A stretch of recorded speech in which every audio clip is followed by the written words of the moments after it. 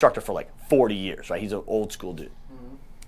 And I'm like, okay, so do you, like, I'm just curious, you're old school, I'm relatively new school. Does that validate your methods? In other words, did they survive using what you taught them, or did they survive because of other things? Like, did you go over after actions? Have you talked? Have you debriefed each one of them? Those are all important things, right? Like, when we have students who get involved in shootings, they don't always kill people, but anytime they pull their weapon, if they call us and talk to us about it, it's like, I want to know, okay, what did you use? Did you muck? Did you use the verbals we taught you? You know, one of our students that had to dump a guy all the way to the ground was like, dude, that focal point thing, that was the thing. It just, I focused in on a thing, and I just drove rounds into that guy until he stopped coming at me, right into that spot, you know? So when we have an opportunity to debrief people and they say specific things that we taught them that were important, then that revalidates that those things are important. If they don't, and sometimes they don't, some people, one guy, probably one of the first ever firearm deployments we had was a no shit, guys breaking into a fucking college dorm, all right? And the dude has, illegally, on campus, a fucking pump shotgun, all right? He's a college kid. And he literally racks the fucking shotgun as he's coming into the room, and the guy goes, stop, I'm getting the fuck out of here, and runs away, all right? So, like, we can't let that story get out, okay? But it actually fucking happened, okay? Because the guy really did hear pump shotgun, was like, oh, fuck, this guy's gonna blast me, you know? Yeah. But the point is, like, did that guy use anything we taught him? No. That's nothing. I mean, maybe his maybe some mindset. Yeah, maybe his ability or desire to get involved. Maybe him not cowering in a corner. Maybe. Right? Maybe having taken the classes gave him the confidence. The but I mean, like, to pick that gun up and the absorption stuff that people get is sometimes almost accidental, right? Yeah. But like the real, like the hard skills that we were teaching him, he used zero of them, you know, other than moving to contact, I guess. But so when you look at those kind of situations, I'm asking this instructor, and I'm like, hey man, so like, you know, have you debriefed all of them? Like, what specific things did they use? Like, I'm interested, you know, you're gonna die soon, all right? That's the reality of things. People aren't gonna be able to learn from you and your wealth of knowledge, retired law enforcement, really great guy. Like, why do your students, my next question was, why do your students get in so many gunfights? Yeah. Right? That's not necessarily a good thing. And here's part of what I discovered. So I started watching this particular guy and watching what he was teaching, and what he doesn't teach any verbals. He doesn't teach any de-escalation. Right. He doesn't teach low light because he doesn't believe it has a place. Because in his world, where he's from, he teaches mostly in metropolitan areas where everything's relatively well lit, street lamps and you know all that kind of stuff. So he doesn't believe flashlights or weapon mounted lights or anything like that are useful. And some of the tactics and techniques that he teaches almost get his students into trouble. Now, to his credit, all of his students 100% were exonerated, so to speak, right? They didn't have any charges put against them. But the idea was, why are so many people of your people getting into gunfights? I'm like, let me tell you about how many students of ours so far have used flashlights to get out of trouble, used their verbals to get out of trouble, used basic movement to get out of trouble, and then come back and told us about it, you know? Right. We just had a fireman freaking get out of a really bad spot on a call because of his ability to arc like we teach in movement and muck or use verbals, you know, to get out of bad situations. And it worked, and he didn't have to do anything physical or violent, right? So to me, I'm kind of listening to that, I'm like, so is this what we're after? Right. How many of our students can get into gunfights? Is that how we're gonna measure our students? Because the reality is, I don't want any of my students to have to leave and go take human life, because if you're puffing your chest out and being like, just kill motherfucker just cuz or whatever, it's like, yeah, you probably never really been there and done anything that was mildly terrifying. Now, I don't think any of us in this room have a compunction with freaking dropping the hammer on some shitbag. That's not the point. Right. The point is that that's not what we're trying to teach people, you know what I mean? So it's kind of an interesting idea on what even people are out there looking to actually teach, because the people that come to our classes, the only exposure they may ever get to professional training is us. Yeah.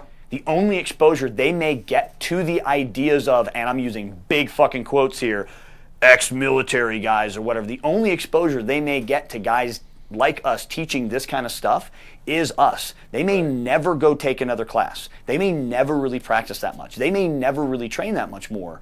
Hopefully they watch at least some videos of some good dudes or whatever, but even then, that's debatable on whether or not it's good content.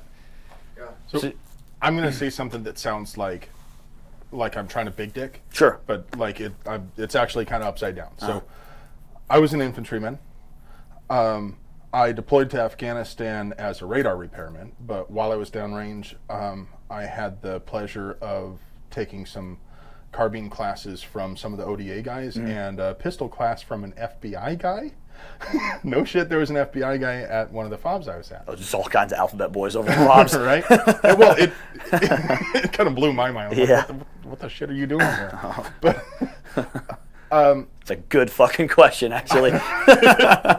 I got to do a fair amount of training while I was in, but that could easily give somebody the idea that they know what they're doing. Sure. And I absolutely don't. I've taken your class. But I've you taken do in some the other- context of how it was taught, right? Like in the context of how and why it was to being an extent. taught. I knew more at the end of that class than I did at the beginning Sure. of the class. I And it added was some what, tools one to the day or toolbox. 1 week or something? Yeah, Relatively yeah. short, compressed time, right? Every class was a day at a time. You know, a couple of times it was like 4 hours here and there, but yeah, for the most part it was. And you know, some of the ODA guys took us out several times. Like whenever we had some spare time, they're like, grab some mags. We hopped on ATVs, went around the back of the hill, and popped caps. They'd lay out some surveyor tape, and we'd do room clearing. Yeah, tape drills. Yeah. And so, I learned a lot of skills that I didn't have before. But one, they do things in a whole different way than Big Army does. Their perspective, and that's good that you get these different skills. But it also means that if I were to think, oh yeah, well I got this shit together, and then like go out there with, I don't know, 11th Mountain and be like, and jump in a stack with them, I'm gonna do shit way different than what they've been doing, because they've been doing it over and over and over with their TTPs, their SOPs. exactly. In the context of their mission directives. And none of that has anything to do with home defense. No. I mean, Especially as a solo operator, probably in your underwear with no reloads.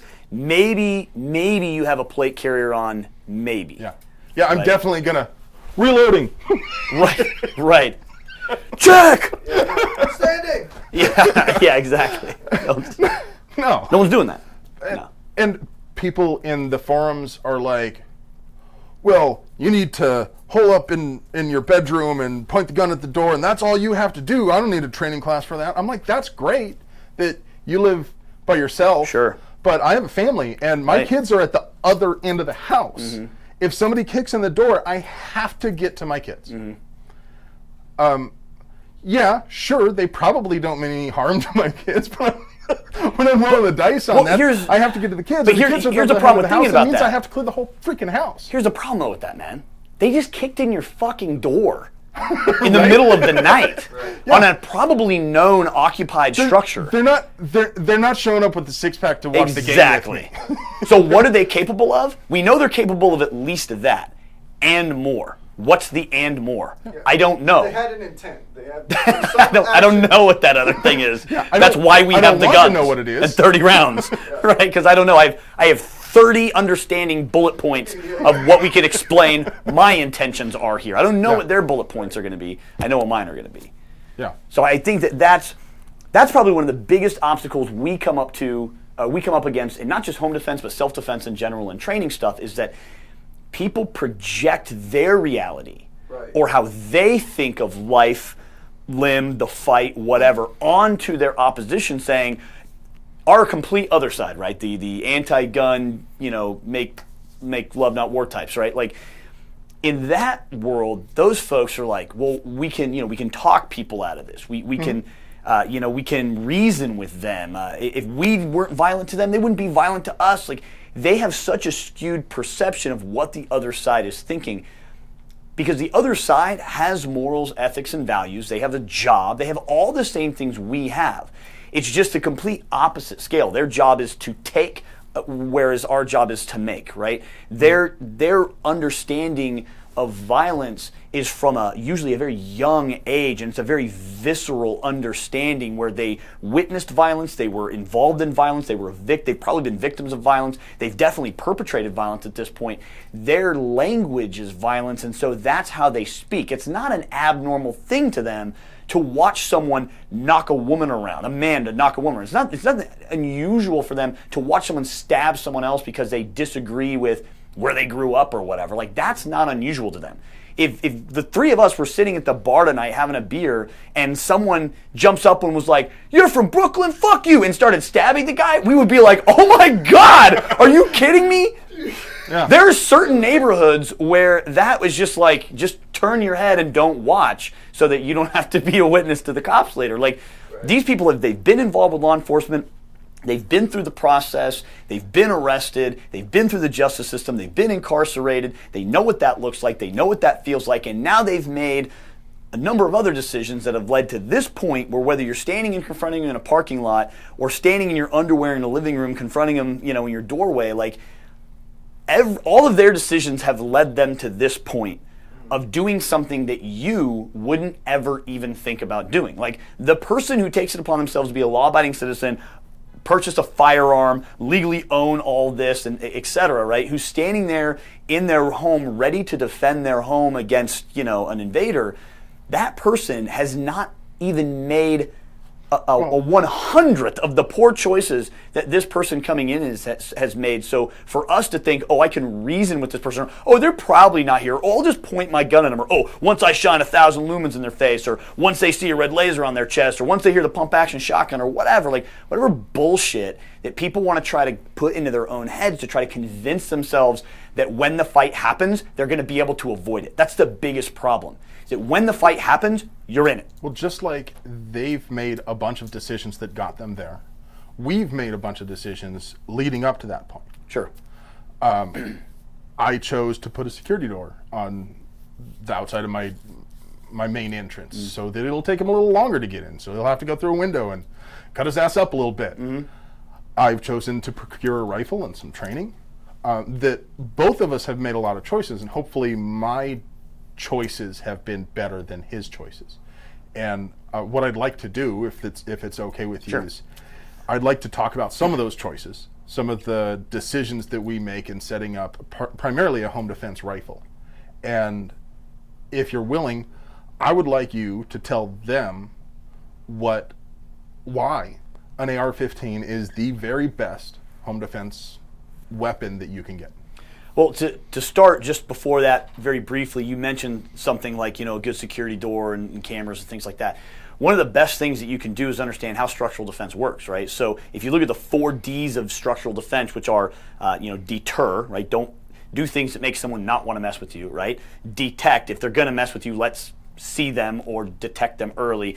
Delay, if they decide to continue this assault, let's delay them as long as possible, buying us as much time as possible to continue to prepare. And then lastly, defend. So if we're going to talk about home defense, we're assuming that all those other things have failed, as opposed to, leaving, quote unquote, leaving the drawbridge open or the gate open and the drawbridge down, and then sitting back with our AR and being like, don't worry, I have an AR to freaking, shoot bad guys with. If you lock down the castle, right? Deter, detect, delay, and defend, the likelihood you have to deploy this is relatively small. The other benefit of that is if someone has breached all those levels of defense and now they stand in front of you or are coming towards you with something like an AR-15 in your hands, you absolutely know what the game is. This is someone who is highly committed. Not just do you know, but everybody who's going to Monday morning quarterback it afterwards cannot deny what their intentions are. Everything possible to avoid this confrontation, and it came to me. And no matter what, you and I are blessed to live in Castle Doctrine state. Sure. And in this state, if someone forces entry into an occupied structure, it is codified in law that they are presumed to be a threat. Correct. But not everybody does. Correct. And having all of those things, one, keeps you safer, like you said, but it also sets up a legal condition where it is absolutely crystal clear that you had no other choice. And looking at that from that perspective as well, from that legal perspective, is a lot of the stuff we're going to talk about over the next couple minutes here is got to be understood by whoever's listening that not all this stuff might be legal where you live. All right, so I'm sorry if that's the case. That really sucks. Get involved in your local grassroots organization and do what you can to fight back. That's the best advice I can give you. If it's not legal, don't do illegal things, right? Because if you use an illegal firearm, whether that means it has a suppressor attached to it, it's an SBR, has a 30-round capacity magazine, if that's illegal in your state or whatever, if you're going to use that and then you're going to play the card of, well, I'd rather be judged by 12 than carried by 6, first of all, understand the history of that quote by Colonel Cooper was not go do illegal shit and then hope that in the end 12 people who don't think, act, or live like you are going to be like, yeah, you totally should have done that, because they're not. Right? And if you think that they are, just go sit through a couple of court cases. They're free and open to the public most of the time, right? There's very few cases that are closed to the public. There are some, but for the most part, court cases are open to the public. You're welcome to go into any courtroom just about any time court is in session and sit and watch a court case. Go watch a major court case. Go research some major court cases. They will rip your life apart, especially if you end up in a real fight.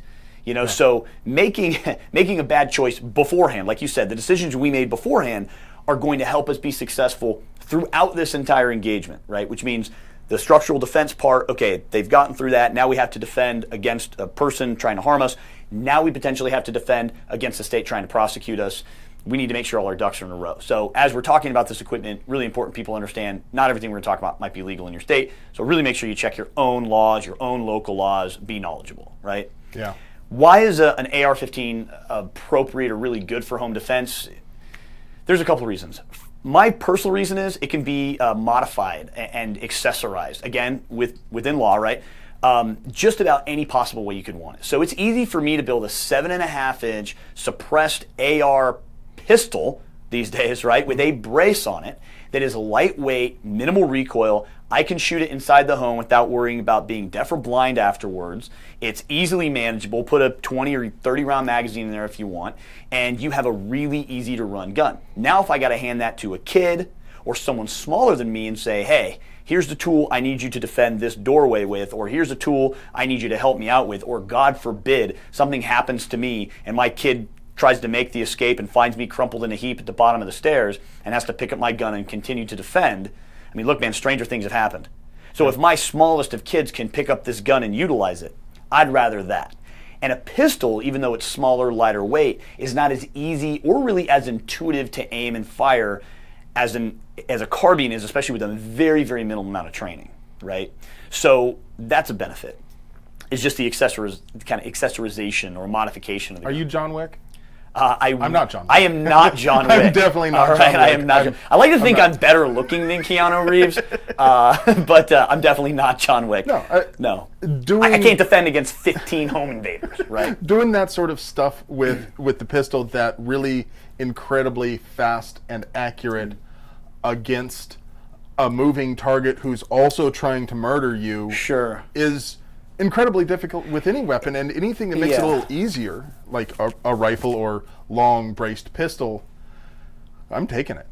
Well, that's the other thing too, is understanding that fight scenes are incredibly well choreographed dance maneuvers. Yeah. That's really what they are. If you watch them, like I went and saw the John Wick 3, a lot of very so much fun, cringeworthy, almost choreographed fight scenes in there where you're like, this is basically a highly attuned dance routine. Of course. This is not how a real fight looks. This is not how a real fight feels. This real fight this is not even close. So people, again, they kind of tend to get that idea of reality from the movies. They get it from their buddy who was, in Iraq or Afghanistan or wherever, got into a couple of scraps, whatever it may be. They get this idea, this fantastical idea about how a fight might look. So for me, I want a gun that, one, can be used by everybody. It's really easy. It's really intuitive. It's like, man, charge the handle, flip it to fire, and press the trigger. You know what I mean? I want that. I also like the fact of an AR of the round that it's firing, right? It's a relatively small caliber round, so that's not ideal. But I don't want a larger caliber round because of the potential for overpenetration. You start shooting 30 cal, for example, AKs, FALs, stuff like that. Look, man, I'd love to freaking grab a pimped out FAL and defend my home with that. 155 grain AMAX. That would just wreck somebody's day, right? But the problem with overpenetration on an interior structure and soft targets at close range is just too great. 5.56 actually has a lower chance for overpenetration in both soft targets and hard structures than even your 9mm and most of your 12 gauge rounds. These guys know that that's probably one of the places where you and I part ways a little bit, Sure. and that I personally don't believe that overpenetration is anywhere near the risk that people make it out to be. No, I agree with you there. Yeah, it's something to be mindful of. Be sure of your target and what's behind it. But I've been saying, while I've been doing these videos, I've been saying for years that, to the best of my knowledge, there has never been a single instance where a homeowner shot a person in justified self-defense and the bullet passed through the bad guy and harmed an uninvolved party. I would like to see that in home defense. It has happened. It happens to cops all the time. Let me go back to that. I wouldn't like to see that in home defense. I would like to see a court case or any case, like you mentioned. I don't think of one that exists. It does happen to law enforcement, and it does happen to people out in public, like armed citizens out in public. Because there are a lot more people, a lot closer. There are less things in between. Exactly. There's more open spaces. Even in an apartment building, you've got lots of open spaces between these bodies. If you think of them in 3 dimensions and where they're actually situated in relation to each other, versus a bunch of people at a crosswalk in a city when NYPD had to put some crackhead down. Right. That it's bound to happen in some of those situations because there are people standing as close to each There other might as be you and I are. And dozens of people. Yes. And the likelihood of that being in your home, of being dozens of people, is just not good. And it's not like your kids are going to be like running around rampant. I mean, and unless you have like, and I'm not saying this in any demeaning way, but like, unless you have like a special needs member of the family that just is not going to understand what the hell is going on, and you can't talk them through it beforehand, the likelihood of one of your family members just splitting into the background or running between you and an aggressor is just, I mean, it's incredibly, incredibly small. So no, I do agree with you on the sense of, I don't think we need to worry as much about overpenetration. But the reason I bring it up so often in classes and training is because people often will say, well, I don't want to use the AR because I don't want to kill my neighbor's dog. And you're like, no, that's not how this works. They think the 5.56 round penetrates much, much more than pistol rounds or buckshot or whatever. And in reality, for the most part, 5.56, 9mm, 40, 45, they stay where they're put. They all penetrate through tissue and intermediate structures around about the same. For the most part, based on bullet selection, which is an important part here, right? Based on bullet selection, they pretty much stay where they're put.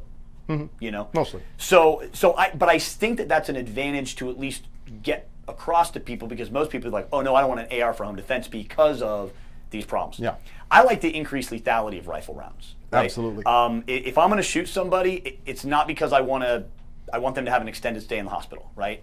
I mean to end it here, right? I don't want them to go on later and hurt someone else because they got away from me, basically. And that sounds however it sounds, but that's how it sounds, and that's how I mean it. To put a softer tone on it, rifle cartridges do a significant amount more tissue destruction than pistol cartridges do. Even the very best pistol cartridge isn't even close to the worst rifle round. Because they don't have the velocity. Velocity is the big. That temporary stretch cavity causes wounding to organs that are distal from the track of the bullet, which means that shot placement isn't quite as critical, and it means that you have a better chance of reducing the target's ability to present a lethal threat, as a certain other trainer likes to say a lot, of causing physical incapacitation, either through central nervous system damage or hypovolemic shock.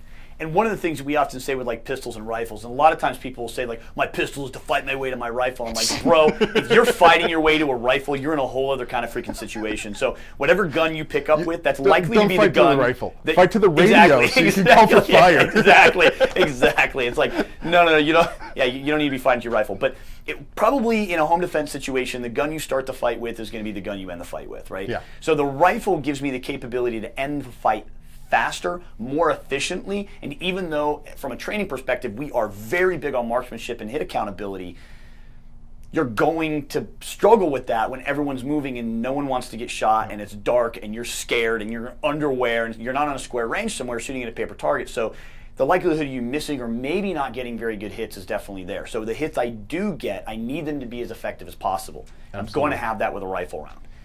If we have threats with armor, which is certainly becoming a little bit of an issue these days. Well, especially surplus soft pistol-rated police armor Easy that to shows up conceal. at pawn shops all over the place. A lot of the times, home invasions are not because they were coming after you. They don't give a shit about you or me. They were trying to knock off this drop house that's 2 houses down that got the address wrong. Sure. And 4 of them came in to rob some drug dealer. I mean, if you're a drug dealer, then you should definitely have like lots of body armor and rifles and stuff to defend yourself from those people. But I don't know that I might have to defend myself from the guy who is trying to knock off a drug dealer. Well, think about it like this from an armor standpoint. You're starting to see an increase, not a massive increase, but there has been a notable increase in the use of body armor in home invasions. Now, understanding the majority of home invasions here in the Phoenix metropolitan area, 8 out of every 10 home invasions were targeted, meaning only 2 out of every 10 are randomly like, I'm going to kick in the door and steal this guy's shit. There's 8 out of 10. Now, any of those could be for any number of reasons. Unfortunately, majority of them are drug related. Yeah. But for the other ones, they're related to, you pissed off the wrong person, ex-lover, love triangles, job problems, ex-employees, ex-bosses, whatever. There's Somebody a problem. found out you just got an insurance settlement. There's a personal thing going on here, right? So because of that thing, if you were going to go into someone's house, targeted, and you knew they might be armed, especially when you're in a state like Arizona, Castle Doctrine, they have the right to defend themselves. They probably have guns. Most people in Arizona have guns. So if I'm going to do that, and this is my job, keep in mind, this isn't just a side gig, this is what I do, what would you wear? Armor. Level 4 composite. But let's say you have, but you got to be low key, right? You need to be able to move your way through a world. You need to be able to move your way through a neighborhood relatively unseen and unnoticed. And then you need to be able to move into a space where if you need to continue to be unseen afterwards, because you need to run or make a break for it or whatever, you need to be pretty low key. Concealable level 3A body armor is the ticket, man, which rifle rounds punch through like a hot knife through butter. Yeah. So that gives me the opportunity to defeat that. Now, in addition to just body armor, just heavy clothing, man. I mean, pistol rounds get hung up in freaking, heavy leather coats, winter coats, Carhartt, stuff like that. So rifle rounds have no problem with that kind of stuff. What were you saying? A lot of people ask me why I don't test with heavy clothing. For one thing, there's simplicity. There's only so many tests that I can do. But for the most part, not through my own testing, because I'm not an expert, just repeating what the experts say, and speaking with Dr. Roberts and other experts, clothing has virtually no impact on the performance of rifle ammunition. Not a rifle. Yeah. We test with heavy clothing on pistols all the time because it can clog hollow points. Yeah. And will it still slows poke down holes a through bad round guys? that's already going pretty slow. Yeah. Yeah. If a rifle round gets slowed down, it's still hauling ass, right? You know what I mean? So, so it's not really that big of a deal. But if you slow down an already slow projectile, like a pistol, like you said, that's why we test heavy clothing. Yeah. So where someone's wearing heavy clothing, it's wintertime, I'm up north in Arizona, it's sub-zero temperatures up there, man, in the wintertime. People don't know that, but it is, right? And people are wearing multiple layers and heavy clothes, and now that's the person I have to handle with. I'd rather just be zipping rifle rounds into them than having to deal with pistol rounds. Well, here in Phoenix, you can go from 100 degrees to 20 degrees in about 4 hours. Absolutely. Yeah, absolutely. Now, the other big advantage of being able to use a rifle in a home defense situation, I kind of mentioned modification earlier, but the ability to add all the things I need to one platform. So I don't need to pick up my pistol with a light, with an extra mag. I don't need any of that. I just pick up my rifle. It's got the light attached to it. It's got maybe an optic on it. Putting an optic on a pistol may not be ideal for a home defense situation, but it's perfect for a rifle type situation. I can have all the ammo I'm going to need. And why is that? Why does an optic on a rifle make a lot more sense than on a pistol? It's much more intuitive for close quarters engagements. So now, and I know the red dot pistol people would argue with me on this, but I shoot a red dot pistol significantly. I shoot it for competition quite a bit. I've used it for defensive training purposes. I'm kind of up in the air on it for real good defensive applications. For close quarters engagements with pistols, I don't see any advantage to it. Long distance, yes. Moving targets, yes. Darkness, yes. Use of night vision, yes. It has a lot of advantages. Unconventional positions, there's a lot of cool reasons to put an optic on a pistol. But an optic on a rifle just makes more sense because it's more intuitive. As you bring the rifle into position, you're going to see that red dot a whole lot faster. It mechanically puts your eye behind it. For a close quarters engagement inside of a structure, using a red dot on a pistol I don't think is advantageous. Unless you're running all blacked out with night vision on, in which case it's a huge advantage. But other than that, I just personally don't see it as an advantage. And most people aren't doing that for home defense. I'm sure some of these guys on ARFCOM are, because maybe they are. They're it was badass, I guess. They're happy to big dick people. Dual tubes. I'm going to do this in the dark. That's cool, man. Stop being poor. Yeah, stop being poor, right? All right. So, yeah, if I'm to that level, I've set up claymores already, and I'm just clacking different positions anyway, or flash banging rooms or whatever.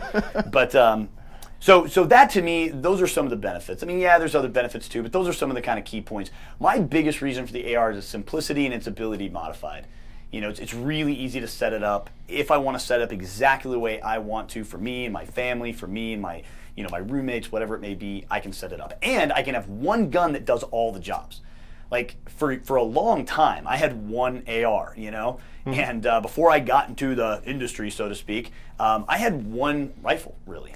And I used it for hunting, I used it for sporting, I used it for competition, and I used it for home defense. And it was easy to modify it if I needed to modify it.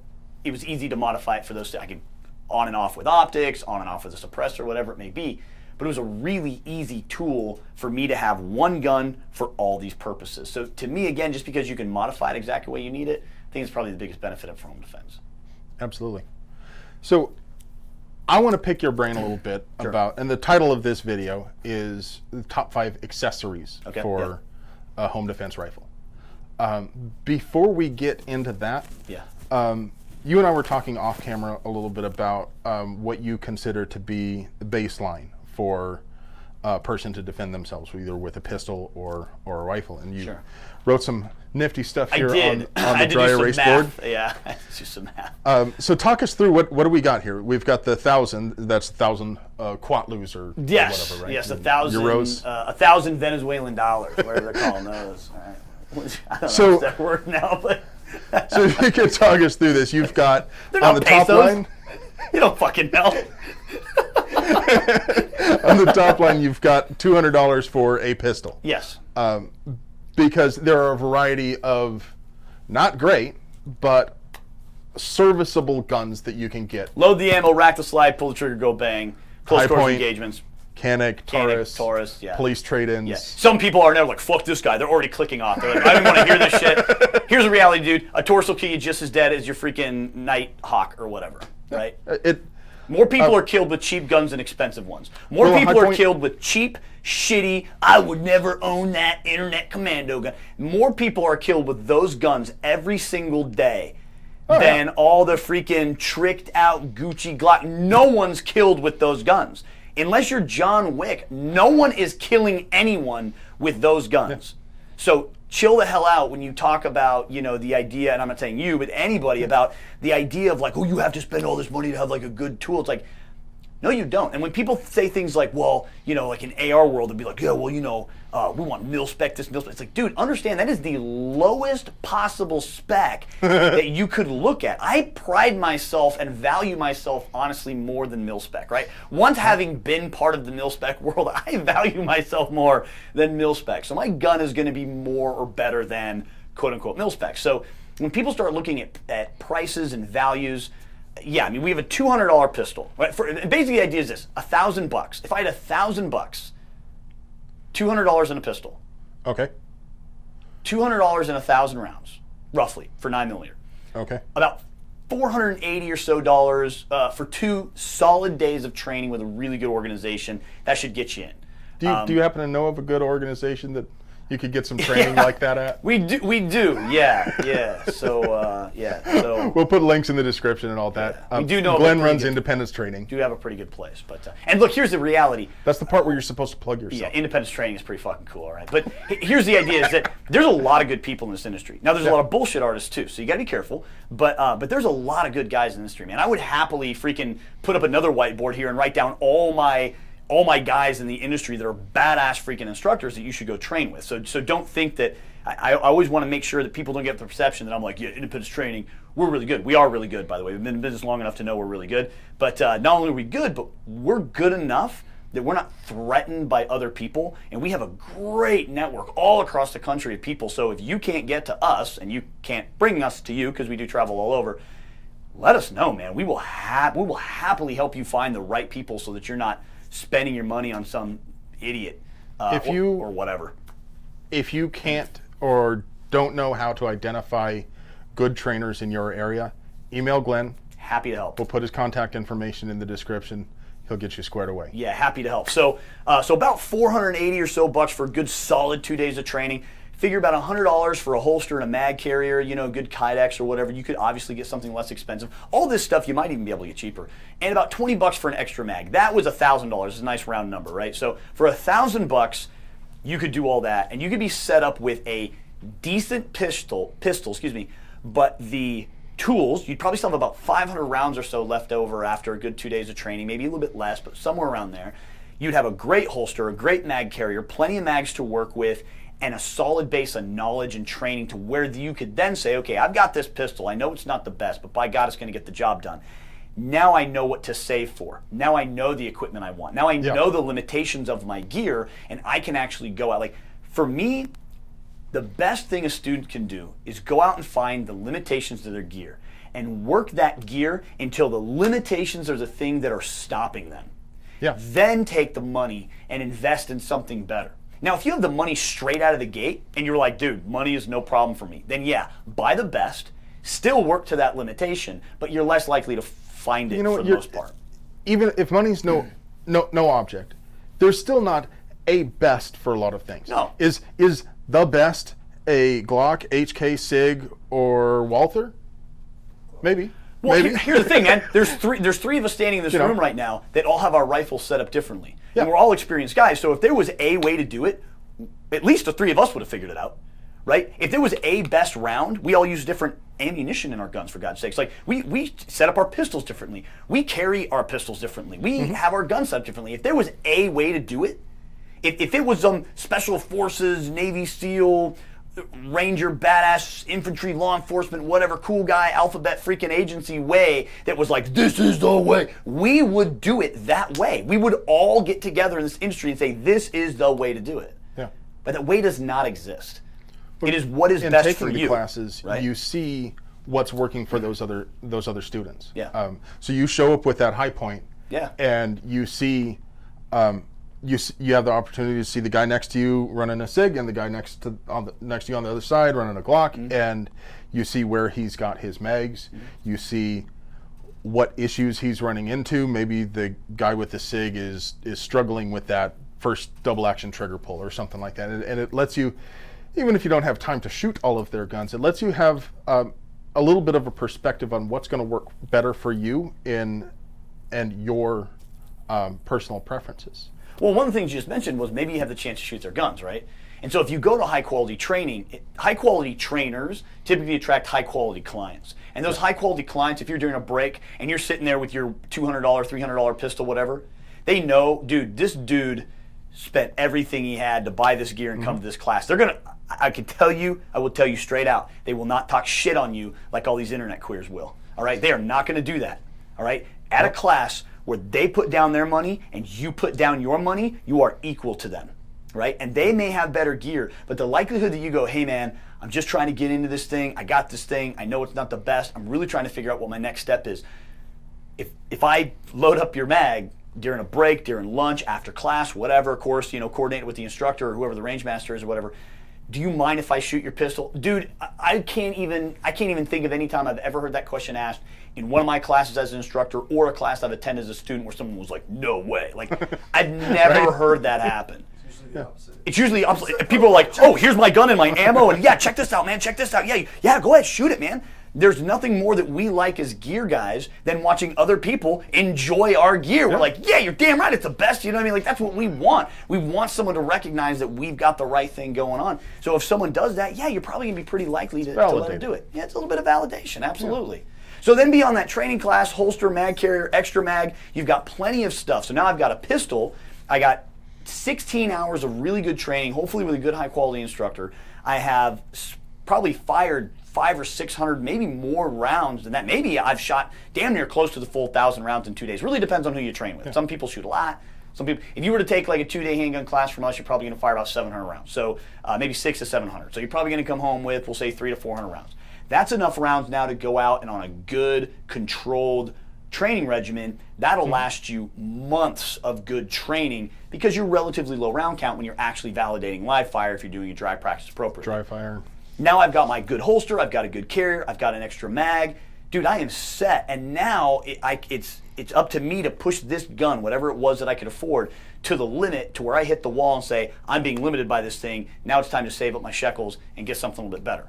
And we can do the same thing with an AR, right? For $1,600, we did the same thing. So these days is, what do they say, the salad days, right? It's the salad days of buying guns. We were talking off camera about Bear Creek's got some $400 freaking AR or something. There are, and you know, I don't want to turn this into like a commercial or anything. Sure, of course, yeah. There are quite a few companies. We'll talk about them in the comments and in the thread back on ARFCOM. But there's a bunch of companies out there that are selling dirt cheap ARs now. Yeah, we can talk about quality in the same way we talk about quality with the High Point and the Taurus. Yeah. Probably not so much with Canik. This is pretty decent. Canik's actually not a bad pistol, yeah. But some of those companies that are selling really inexpensive rifles sell a certain one of them was famous for selling lowers that were out of spec. Right. And there is some of that goes around.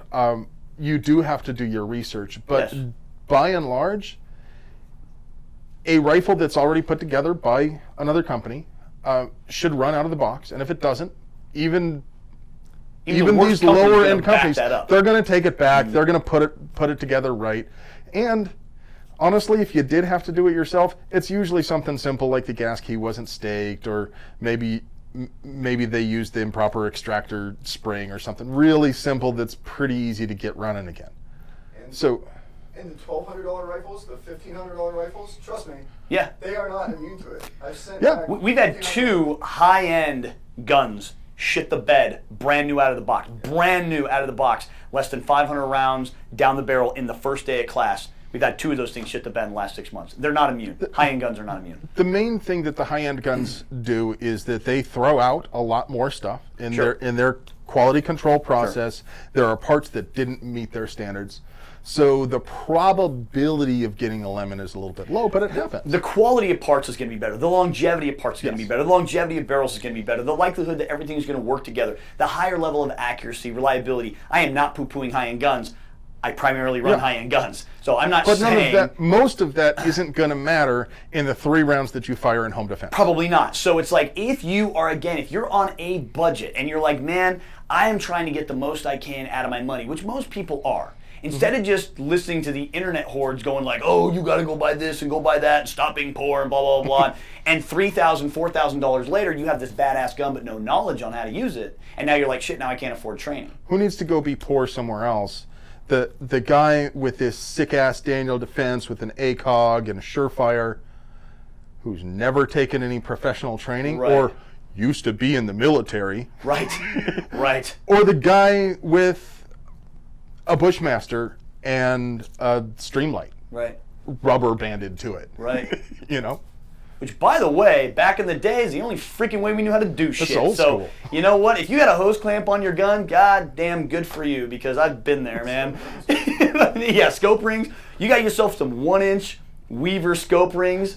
Yeah, after you drill and tapped your own freaking M16 handguard so that you could get a shitty little Picatinny rail on there. Yeah. That's OG. Now we're taking it back, but I'm IT, so I've got Velcro holding my there you go. I saw those pretty good cable ties going. Those are good. I'm all about cable management. So you figure like $600 roughly for a budget gun, right? Again, we'll say the roughly the same $480, $500 to train.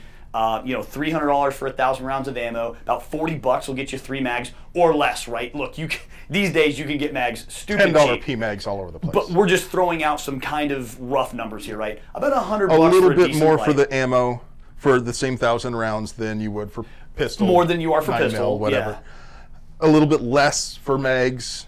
Pistol mags are actually more expensive than rifle mags Generally, typically, which is weird, right? $100 for a light and roughly about $60 for a sling. Not so much. Or $5 if you want to run Or just a $5 GI M4 sling. Yeah, if you want a piece of webbing and Yeah. 2 freaking paracord hookups, Some 100-mile-an-hour tape. you got yourself a freaking sling. When I was in Afghanistan, that's what all the Go Fast ODA guys were running. Simple. A Colt M4 with I mean they had it all taped up and 550 cord and like adjusted the way they wanted, but they were running just straight M4 slings. So if you did all that, you're about $1,600, and that could be again less, right? If we hunted a better deal on this or that or whatever, you could even do this for less.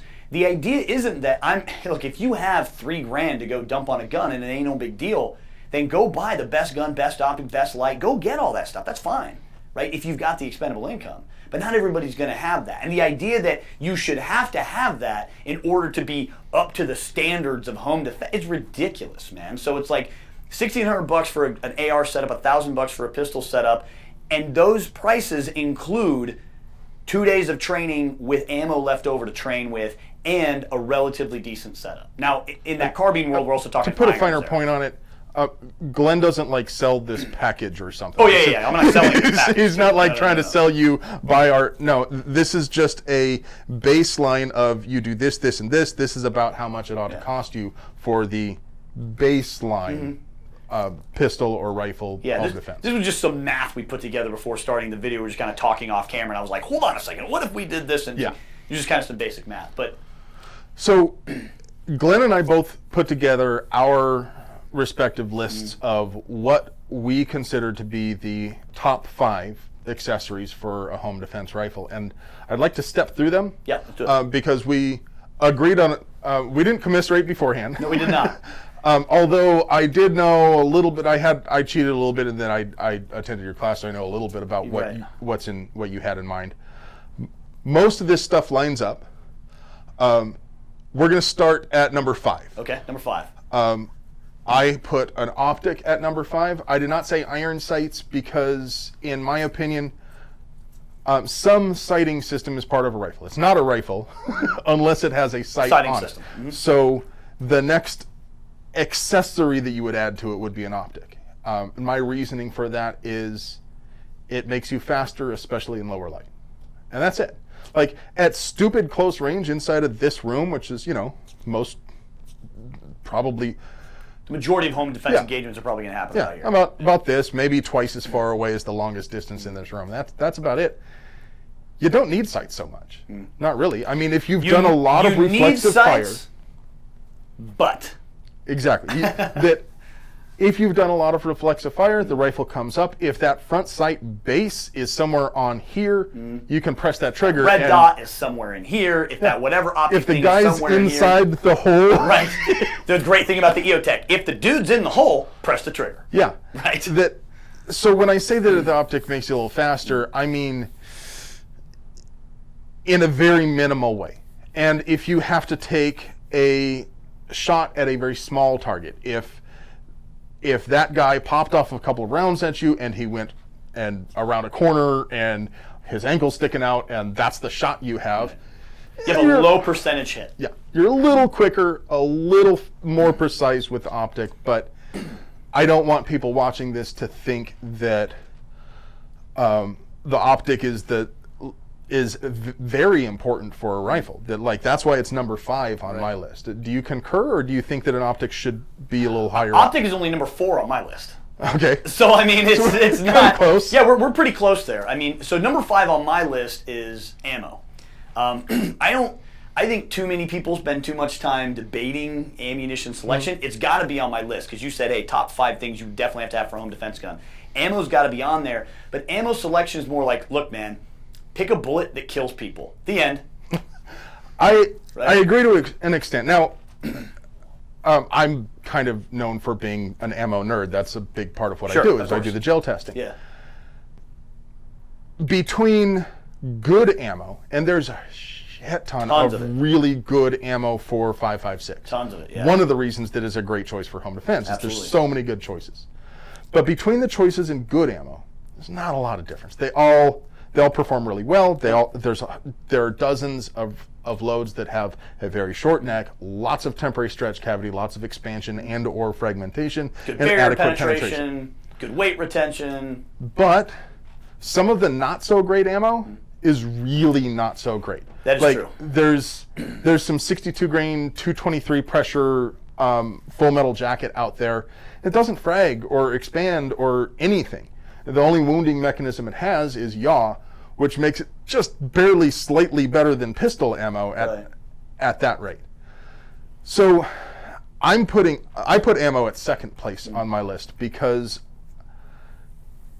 not obviously you have to have ammo to run the gun at all. I'm not talking having ammo. I'm talking, one, buying enough ammo to train and be effective, and two, purchasing ammunition that's proven well in your rifle and performs better than everything else. Because people complain about, well, 50 grain TSX really expensive. Well, sure, but I mean, a box of 50 rounds isn't that much. It's a box of 50 rounds is like 40 function check some. the rifle, zero that bad boy, fill up a magazine, you got everything you need. Yeah, you got 20 rounds to zero and function check, and you've got 30 rounds left over to fill the magazine. 100%. You're good to go. And when I say, pick ammo that kills people, what I'm talking about is the way I select ammo is stuff that's seen real world use. I don't care what it does in gelatin. That's neat. That's good data, right? Yes. I don't really care what it does on sides of beef or watermelons or any other ways that people have chosen to market their ammunition. Yeah, whatever, right? For me, I want to know what are rounds that are being applied out there in the real world today. So like for me personally, I use 62 grain bear claws. Yes. Why? Because 62 grain bear claws have dumped shit bags like it is going out of style. Yeah. All right. And so I have so much data behind how well 62 grain bear claws have done that there's no need for me to be like, well, I wonder if it's a good round. If I remember right, I think that was the top of my list of top 5 defense rounds. It's a phenomenal round. Yep. And so that's what I mean when I say pick a bullet that's going to whack people, because I'm talking about rounds that have real world data behind them. Pick one that has real world data, go with it. There are several other similar rounds. Sure. There's a 62 grain Fusion, 64 grain Gold Dot are both pretty much the same bullet as the 62 grain Bear Claw. Absolutely. Absolutely. So again, pick something that has good data behind Yes. it. And the reason I put it at the end of my list and not the top of my list is, to me, it's a really simple choice. Yeah. It's like, pick an ammo that has some good data behind it and then just go with that. Yeah. So it's important. It's definitely on the top 5 list, but it's at the bottom because I think it takes the least amount of resources. It's probably the least expensive of everything I have on my list. And it's the thing that should take the least amount of time to figure out. You don't need to get wrapped around the axle about it. It's really important. Very important. But you That's why it's on don't the need list to of geek top out 5, about it. but I'm not going to spend all day on it. So we covered optic and ammo. You had ammo at 5 and optic at 4. I had optic at 5. The next one up on my list is light, which this is where we kind of switched. I had light at 4. Switched ammo. You had light at number 2. And come to think of it, I think if I revised this list, I would put my light. Actually, I think I might go up to number 2. I don't know why I put it down at number 4. I was probably smoking crack or something that day. You got to see the bad guy. Yeah. So for me, light, or for you, light at number 4, maybe admittedly would have moved it around. For me, the reason I have light at number 2 is because outside of the knowledge and understanding how to run the gun, which for me training is number 1, like the light is incredibly important. I need to be able to see into spaces. I need to be able to see my guy. And I need to be able to utilize light even in daytime hours. People are like, lights in daytime hours? What are you talking about? Go take a freaking low light class. It'll blow your freaking mind, right? Take a good one. Not one where they just run around in the dark and turn lights on, but actually take a low light class that teaches you about low light work. And we'll show you how to use lights to great effect, even in ambient light conditions, indoor lighting conditions. Lights are very, very effective. You know what?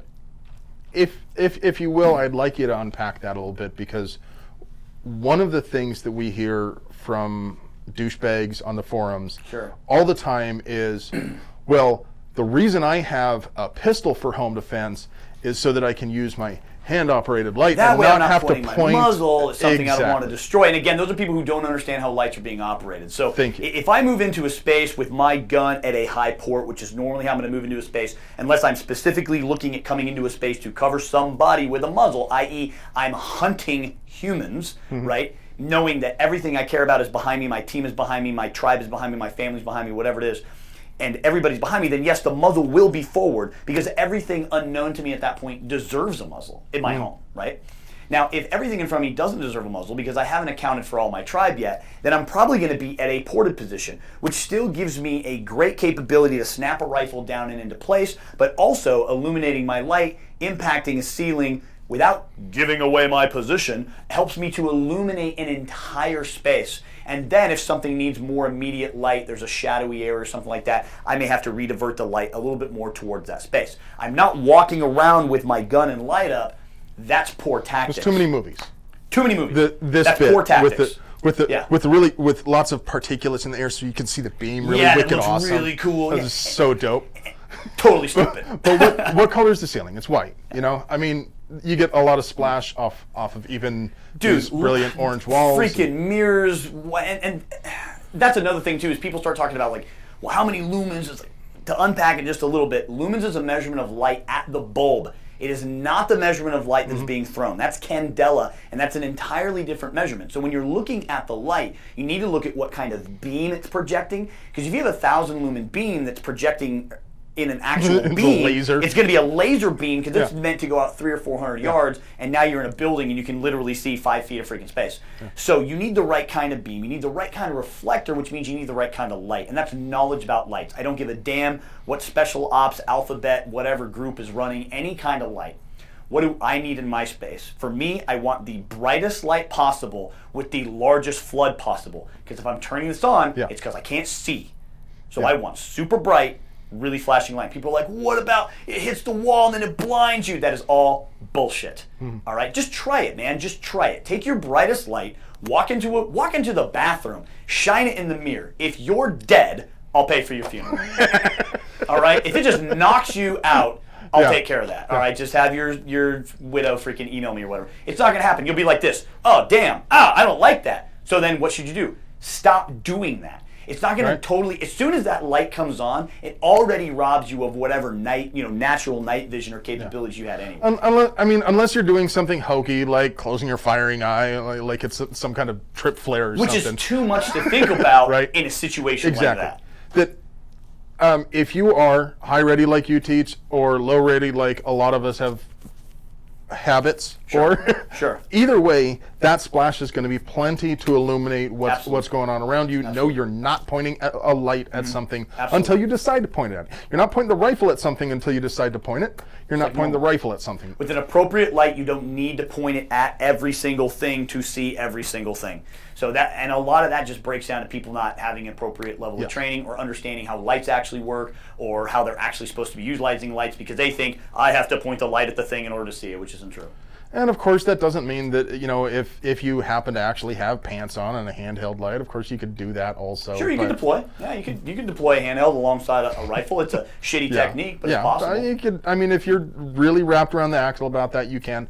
But the bottom line is that you don't have to point a weapon light at everything you want to see. And then when it comes to lights, like I said, buy a bright light. I like Surefires. I like Stream lights. The Inforce lights aren't bad. The WMLX is a badass freaking light from Inforce. There's a lot of good lights out there, man. There's a lot of really good light systems that are built into rifle mounts so that you can mount them directly to a rifle. And there's all kinds of other options you have for putting a light on a rifle. I typically tend to shy away from tape switches and stuff like that just because it's a thing that if it breaks, if the tape switch breaks, if the button breaks or whatever, which I have definitely seen happen, if the cord gets ripped out or whatever, if the light doesn't have a secondary way to activate, which some of them do, not all of them do, but if it doesn't have a secondary way to activate, now I have no light. Now if I have a secondary way to activate, then I do like a tape switch because it definitely allows me to put the activation for the light exactly where I want it. But I also want to put normally grab the rifle. Where I normally grab the rifle, but I also want to make sure that where I put the light is actually almost an counterintuitive step. In other words, it's not a natural grip, but I have to move my hand into position to activate the light. Gotcha. The So, reason so being, you're not running around turning I don't on have all an the ND. time. Yeah. I don't have a light ND when I do, or I'm not in daylight training on a square range running my batteries dead because I don't know that my light is on, right? Yeah. So for me, where I like to put my light is almost a counterintuitive motion, like I have to have a trained motion. Oh, I need my light. I must do this to activate it. That way, it doesn't accidentally get activated either one in a ton I don't want it activated, or two, just sitting there running my batteries out. Yeah. I have a clapper Anywhere in on there, mine. Oh, perfect. Yeah, there it is. Yeah. That was good, man. That's good. Light on. That works too. Sometimes you get a voice activation. Siri, give me my light. So light is definitely important in there. For 3, our So number here's where we threes are really disagree. Totally different. So what's interesting is we actually agree on most of the stuff. Like I have optic 4, you have optic 5. You said, okay, I might switch light up to 2. I have light at 2. That's great. Optic is for us, ammo's both in there. Where we kind of tend to agree or disagree is right there at number 3. You say sling is important. I say barrel length and or suppressor is important. The two things that made my list and not yours and vice versa is, like you said, barrel length is on your list at number 3. The thing that made my list and not yours is the sling. Yeah. Let's do the sling first. Okay. Why don't you think you know what? Better yet, Okay. I'll justify my. Go for it. All Yeah, right. please. I believe a sling is important because I have a lot of training inertia with slings. My entire experience with the Stoner pattern weapon system has involved a sling. It's the thing that keeps it on my body. It's the thing that reminds me not to leave it behind. It's the thing that keeps it attached to my body if I fell out of the truck and knocked my head on something. It's a sling is to a rifle as a holster is to a pistol. That when I'm doing stuff with my hands, I want to be able to drop the sling. Yeah. If I'm wearing pants, I'm wearing a pistol. If I'm fighting with my rifle and it stops working, I don't want to reduce a stoppage. I'm not in a team. I'm not going to take a knee and reloading. I want to move to the gun that works. And maybe you disagree about that part too, but that's a lot of my training inertia is that stops working, go to the one that I know is working. A lot of the reasons that I want a sling are we talked about in the class, so I have an idea of where you're going, and I see your opinions on that, and I may start coming around. In a moment, I'll have you critique my home defense rifle, and you'll notice that it's not wearing a sling right now. How convenient. Yeah. That actually, I took it off the rifle like the day after our class, and I've been playing around with it that way, and I'm still judging whether or not I want the sling on it. I think for a field rifle, for a shit hit the fan rifle, if your home defense 100%. rifle is your shit hit the fan rifle, Sure. Absolutely. But if I'm going to step out the door of my house, I want a sling. Yeah. As long as I'm in the house, I don't want a sling. Talk to me a little bit about why not. So there's a couple of reasons. So first of all, grabbing the gun, if it's bad enough that I'm grabbing my rifle, I also don't want to have to be slinging up. That's a time where there's no benefit to me, right? So likely, I'm probably not wearing additional equipment. I'm probably not wearing pants. Let's say I have the sling on there. Okay, yeah. And I have it rubber banded to the stock. Sure. It's nice and tight. It's on there. Cool. I don't have to put it on. Yeah, you don't have to. But if I have a second, I can. You could. I can put it over. Now, here's why I don't like wearing a sling in a close quarters environment, especially where I don't have a team-based environment, right? So if I need to do anything that involves manipulation of the gun, it might be clearing stoppage. It might be transitioning to a different position like a high port, or maybe going to a low position. It might be, God forbid, moving into a close quarters engagement position. It might be even moving into an opposite shoulder. It might be handing it off to someone else, or it might be in certain circumstances ditching that tool altogether to go hands-on with somebody who requires that type of solution right now. I'm probably not also going to have a pistol on me when I'm in a home defense situation with my rifle. If I have enough time in my home where I have a pistol on and I'm wearing pants, and I have enough time to sling up my rifle, in all reality, I'm probably also going to have a plate carrier on.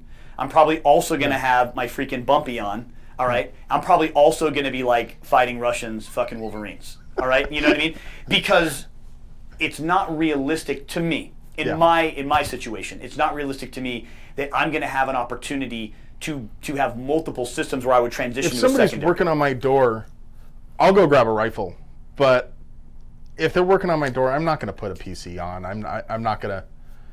Right. I'm going to grab my rifle. You're I'm going going to to stand there next to the door, and I'm going to get on the phone with 911. And if it doesn't stop pretty soon, I'm going to consider putting some rounds through the door. So the idea here, and my point of the whole no sling thing is, it limits me more than it helps me. Because the only reason for me, outside of field shooting positions where I might be using the sling as a wrap, or I might be using the sling as an aid, there's a lot of things I can tie into a tripod with a sling. There's cool stuff I can do with a sling. But outside of that field shooting stuff, for close quarters engagements, a sling is really just for weapon retention. It's for keeping the gun against my body, so that I can go hands-free with someone, so I can transition to a secondary, so I can set a breaching charge or something like that. Pick up my kid, open the door. I can pick up something. But open the door with the kid. Even in a home defense situation, I can break a hand free and grab a kid. Yeah. I can drag a buddy. I can open a door. I can do things with that one hand where I don't necessarily need full weapon retention. So for me, it just gets in the way. It hangs me up on stuff. It prevents me from doing things quickly. Anyone who's ever run a full 2-point or even a single point knows that that thing gets in your way. Yeah. And that's fine in a field position where I need where I need it for that, or in a military or team-based or even law enforcement environment where we know we're going to do other things. We know we're going to have to cuff people. We know we're going to have to render medical aid and potentially also handle threats. We know we're going to have to breach doors. We know we're going to have to do stuff that's going to have to involve us leaving the gun, doing something, and going back to the gun. Keeping the muzzle out of the dirt. In a home defense situation, I'm not leaving the gun. I'm with the gun. If the gun goes tits up, fuck the gun. I'm doing other stuff, right? Now I got to do other stuff. I got to go hands-on. I got to do something, right? I muzzle strike them, freaking start old school butt stroke to the face. You know what I mean? Like, I got to do something that's not going to involve the projectiles anymore. Because again, I don't have a PC. I probably don't have pants on. I don't have extra mags. If I run out of ammo or have a major stoppage that requires a reload or something like that, it's not happening, man. Yeah. So for me, it's like the gun goes tits up. The gun is useless now, for the most part, other than a striking device. Right? Or a door prop or something. So for me, a sling mostly just gets in the way. And that's why I don't even have sling on my list. Now, what I do have on my list is barrel length and or suppressor, depending on your barrel length and the legalities of having both of those things in your state. So I like this topic a lot because, well, for one thing, I've been several different ways with it myself. Longer barrels produce more velocity. Of course. Which have a small increase in lethality. A friend of mine likes to tout 20-inch barrels because more damage. Well, kind of. And he's a bullet nerd too. He knows. Sure. But the difference between a 10-inch barrel and a 20-inch barrel inside the house is fairly minimal. It's incredibly minimal. But the difference in loudness from a 10-inch barrel and a 20-inch barrel is a big difference. Huge difference. Huge. So huge difference. I'm like, well, I want a shorter barrel. I want a shorter because it's more maneuverable. Yeah. And for me, it was actually kind of the other way around, where I had a 16-inch carbine for home defense, and then I bought a silencer, and then I'm like, oh, this is a musket. Now I have a musket. Yep. Now we're out to the 20-inch length, but it's also got this weight on the end of it. It's not just barrel. It's a lot extra of weight heavier than a barrel. Out there, and I'm like, oh, this is awkward. So I'm like, okay, well, I need to look. I bought an 11.5-inch pistol, put that together, put the mount on. I'm like, all right, this is a lot more reasonable. I registered that lower as an SBR, and that's most of what my home defense rifle is now. I had a little different upper on it and all that, but that's still pretty close to that semi-original configuration that I had for home defense. I settled in with it being that's pretty comfortable. If the can comes off, it's a lot more convenient. That friend that values the 20-inch barrel talks about how, what is handiness? Is there an objective empirical measurement for handiness? Well, no, but it's like the Supreme Court justice said about obscenity. I don't know, but I'll know it when I see it. Right.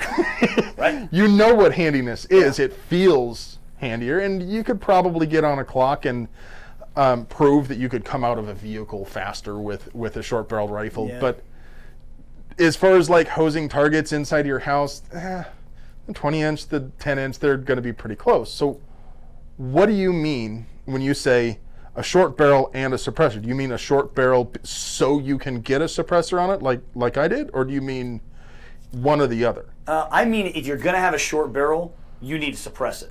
Gotcha. A short barrel is advantageous. It's advantageous for the ability to move around. What? A short barrel. Huh?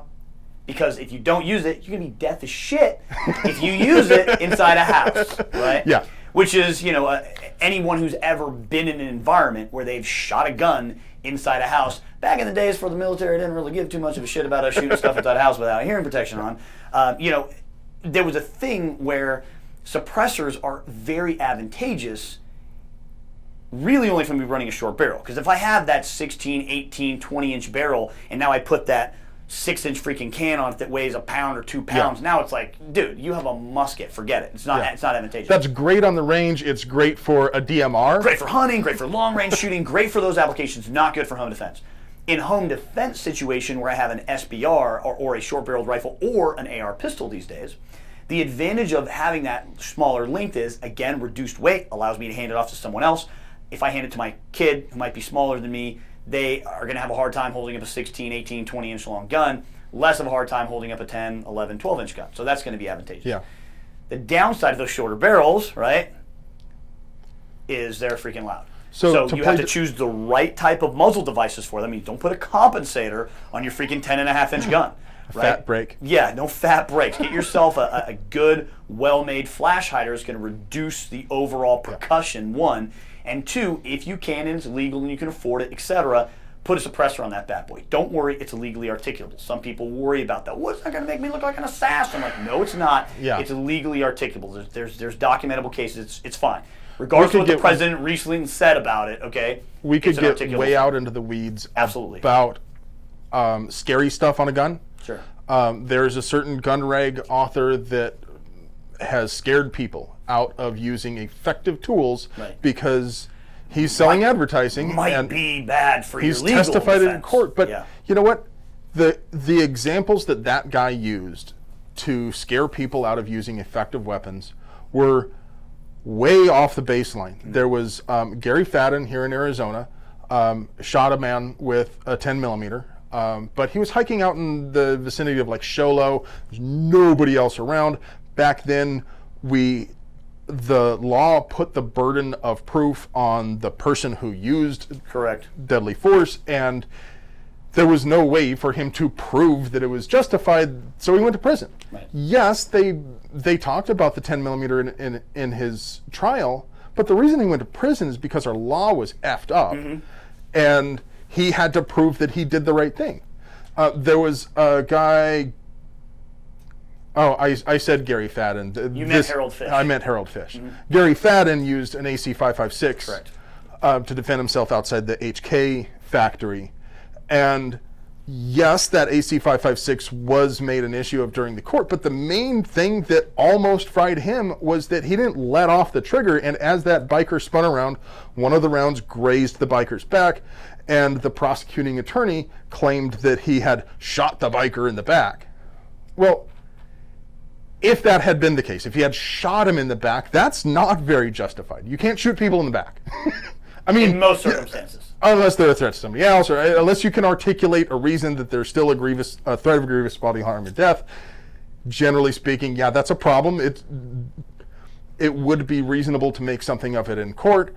The AC-556 scary gun wasn't really very material. The pivotal point of that case. No. Those are the two main things that they point at every time. They're like, well, this guy went to prison, this guy almost went to prison. I don't know of anybody who's been convicted in an otherwise justified shooting because they used a silencer or a short-barreled rifle or a scary black rifle or hand-loaded ammunition or any of those other things that the gun rag authors say we shouldn't use. Unless it was in a place where those things were borderline illegal or illegal. That's it. Yeah. That's the only time. Yeah, of course. Don't use illegal things. Don't use illegal stuff. Don't use a small. You don't have to hate it, or you don't have to like it, but you still have to follow it. Don't put together a 2-liter bottle and Right. No, don't do illegal things to defend yourself. Don't put together a short barrel rifle and not register it. Yeah. Don't take your pistol AR and modify the brace so that it's now not really technically a pistol anymore. Yeah, there's all kinds of things you could do that'll hem you up. But as far as using a legal gun in a legal way, what matters is your actions. And your understanding of the law, which is always an important thing. You probably remember this from the carbine class, where one of the first questions we ask in our defensive level classes is, who can explain self-defense to me in this state? Go. There's 20 students or so standing around. One or two of them are kind of hemming and hawing about it. It's like, hold on a second. Everyone here is here to learn how to use this firearm for self-defense, and you're telling me you don't even know what the laws are? These are the rules of the game, man. And anyone who said there's no rules in a fight is full of shit, because I've never been in a fight, civilian, military, or otherwise, where there weren't some type of rules. I don't know, things like rules of engagement, the law. There's Physics. always rules. Ethics, right? There's always Physics. rules. Physics. There's all kinds of laws. Gravity. There's science laws. There's all kinds of laws that you are going to have to follow.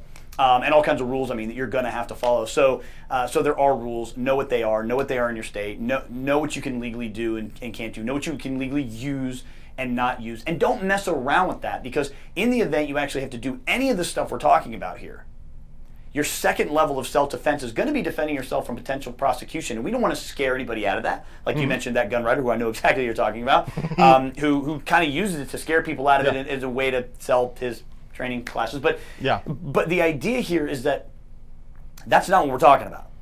What we are talking about is know what rules so that you can work within them. Because there's plenty of lateral movement, especially in places like here in Arizona. There's plenty of lateral movements here. That's the only thing that you can legally use to defend yourself. You can do it really effectively. Dude, a 357 freaking mag. I've got a lever gun 357 mag.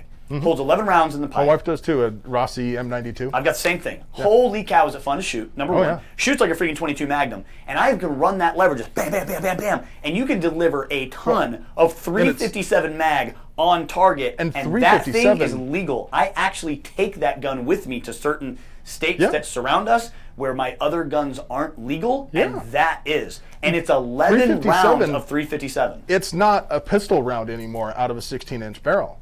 I've done a lot of testing with it, and it is nasty. It's scooting. It's every bit as terminally effective as 5.56. And no one's going to look at granddad's lever action with a wood stock. And remember, don't mess with it. Don't go all putting tactical black stuff on it. There's some cools. People are into like tricking out their lever guns that look like tactical guns. No. Leave it alone. I got iron sights on that thing. Nothing. It's literally straight bone stock. I travel with that gun to places where I can't take my ARs if I'm going to travel out of state. And dude, it is granddad's lever gun in 357 Magnum. This is a well-known, it's like there's nothing tactical about this thing at all, and it's a devastating piece of equipment. But you have the number one accessory on both of our lists. But I've got training. Exactly. Absolutely. I don't think that we have to unpack that one much anymore. I don't think so. Because both of us have been we've gone in depth into why training is so important. Sure. Obviously, the most important factor is that you're able to use whatever tools you have at hand, whether that's a lever action rifle or a badass Daniel Defense or whatever top of the line Gucci AR that you saw in the John Wick movie. What matters is that you're able to run it right. Before we wrap this up, I wanted you to critique my home defense rifle. Okay. Roast me, whatever. Which has been thrice checked. All right, so everybody knows who's watching. Make sure you point it at that camera so that they can freak out about that too. 3 adults who are, operational, mentally, and physically have all checked and cleared this firearm, so everybody knows it is clear. We're still going to follow the firearm safety rules. I just want to know the gun is clear, okay? All right, so. And that camera's on a tripod, so. Yeah, and camera's on a tripod, okay, so it's okay. Just a cameraman behind is the only person we have to worry about. Okay, so let's talk about a gun, which I actually, what we were saying before the camera started, I actually like the way you got the gun set up because it's really simple, and I like simple guns when it comes to complex tasks. I like simple tools, right? And complex tasks like home defense, there's a lot of moving parts. More so sometimes than even something like, let's say, a military raid. If the 3 of us were going to stack up and kick in a door, there's a lot of complexity to that task. So there's a lot of complexity usually to the tools that we're going to have to be applying to that task. Different men in that stack are going to have different tools to do different and they're set roles. up differently, and we have different gear and all that, but it's like in a complex task like home defense where I've got lots of moving parts. I'm not sure what most of them are. I'm a little amped up. I'm trying to defend my children potentially, or someone that I love, or whatever it may be. There's a lot of complexity in that. I want an incredibly simple tool because working within those complex things, I don't have other people to back me up if I start making a mistake. So I want a really simple tool, which I like this. Basic stocks, which are fine. All right, basic stocks, which are fine. I like just a good simple stock. I don't love the CTR stocks because they are also lovingly referred to as the beard ripper, of course. And a guy with facial hair, you have facial hair. We've all lost whiskers to the old CTR stock. But a good simple stock is good. Simple grips, simple triggers. I like all that kind of stuff. I like enhanced charging handles. I don't like stock charging handles on any gun for any reason. Any AR, I want an enhanced charging handle. You have backup iron sights, which is nice, but to me, on a home defense gun, the rear sight isn't as important as the front sight, right? I like a fixed front sight base, or at least, like my primary gun has a flip up front, but it just stays flipped up. Yeah. Just because of the way the gun was built, it didn't have a fixed front sight base, but I actually do prefer fixed front sight base on a fighting gun. So my front thing just stays up. Plus, they're super tough, right? Yeah. My front sight just stays flipped up. Allows me to co-witness at all times through my optic, so that gives me that secondary sighting system just in case something goes wrong with the red dot. I forgot to turn it on. I left the batteries on for too long. It dies. Whatever. All right. I can still look through the hole, find the front sight, and get some rounds on target in close range environment. So I like that. It's nice to have the rear. I would say it's probably not going to be used more than it's going to be used, obviously, but it's important to have. Yeah. Good simple red dot, which is exactly what you want. If I can jump in for a second. Yeah. One of the reasons that I think backup irons are fairly important, not so much for a home defense rifle, but for a fighting rifle in general, is look, we have great optics nowadays. Even pretty cheap ones like that Cyclops there. It's gonna run. They're really tough.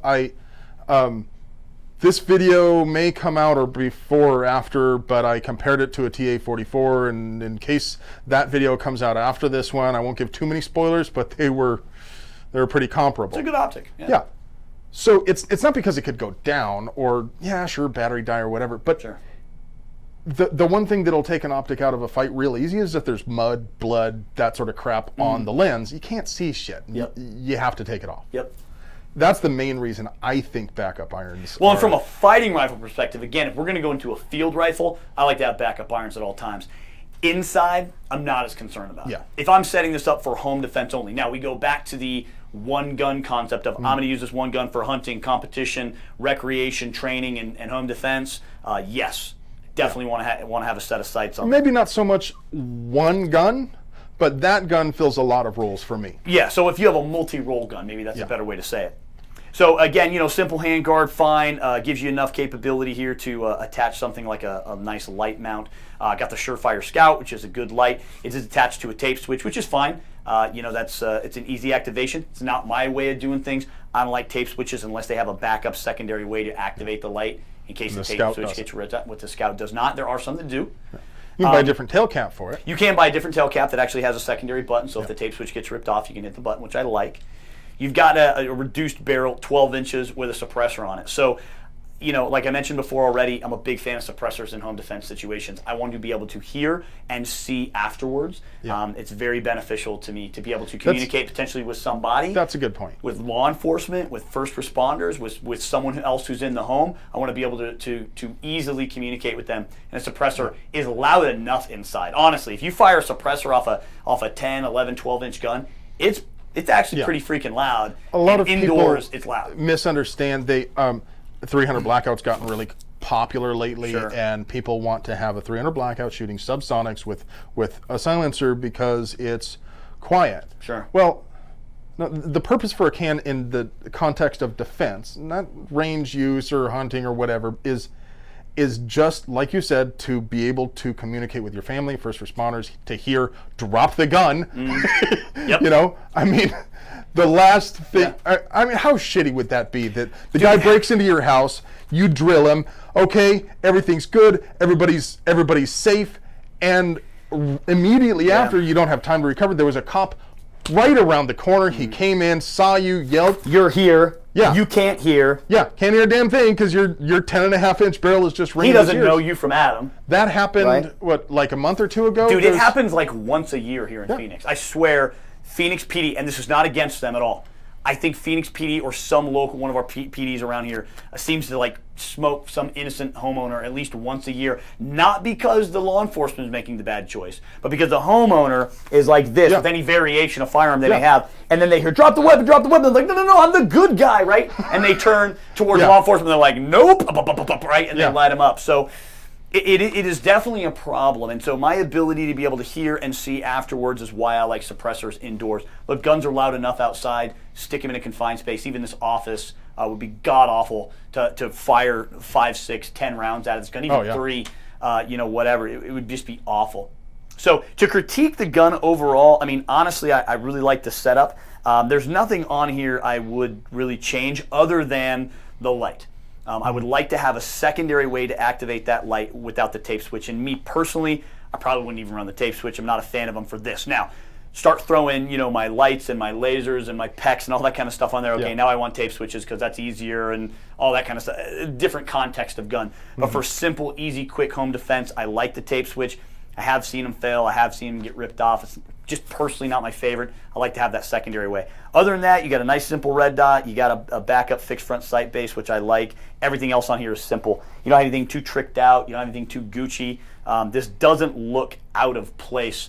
If you were to sit this against 50 other ARs, several of them would look like this. Yeah. And that's the way you want your gun to look. You don't want it to look too out of the ordinary. So, I mean, overall critiquing it, if you look down either one of our lists, minus the sling, which we kind of already talked about, especially with this gun, you have everything else on here. You've got a light, you've got a shortened barrel with a suppressor on it, you've got a good optic, you've got good ammunition that we cleared out earlier, that's good ammo that you selected, and you've got some training, some experience to back it up. So, I mean, really, with number one, which happened to be number one on both of our lists, which is training, almost irregardless of what this thing is or how it's set up, you can get the job done. Even if you are using, like we looked at this picture here behind us, even if you are using, granddad's freaking lever gun and 357 mag or 30-30 or whatever, like, training is the most important element here. What's the Marines thing, right? One mind, any weapon. I mean, it's kind of cliche, but it's true. Yeah. It absolutely is true. It's easy for you guys to critique Glenn because he's selling the thing that he does. How convenient for you to say that it's important. Sure, yeah, that is a good point, yeah. But you can also kind of flip that upside down and remind people that the reason that you do what you do is because it's that important.